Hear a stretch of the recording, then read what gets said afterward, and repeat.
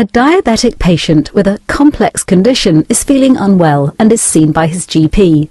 The GP believes that the patient's condition is caused by his diabetes, but is not 100% certain about this, nor about the remedial treatment required due to the specialist control required by this patient's condition. In order to provide the patient with the required treatment, the GP has no option but to refer him to a specialist complex diabetes clinic at the local hospital. The patient leaves the GP surgery with a referral to see a specialist, but somewhat anxious that he is still feeling unwell, and that this is unlikely to change until the appointment in a couple of days' time. On seeing the specialist, the patient's condition is assessed, and a change to their treatment is prescribed.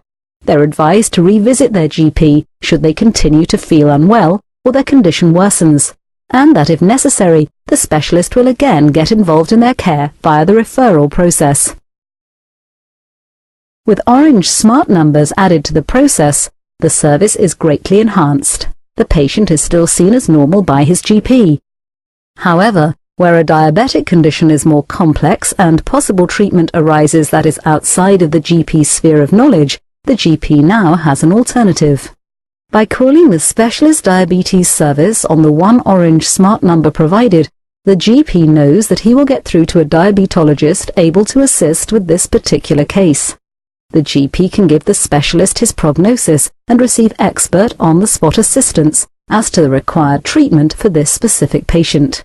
The GP can then treat the patient first-hand or via a telephone call later the same day, thus saving both time, any continued unrest for the patient, as well as negating the need for any specialist clinic appointments at this point in time.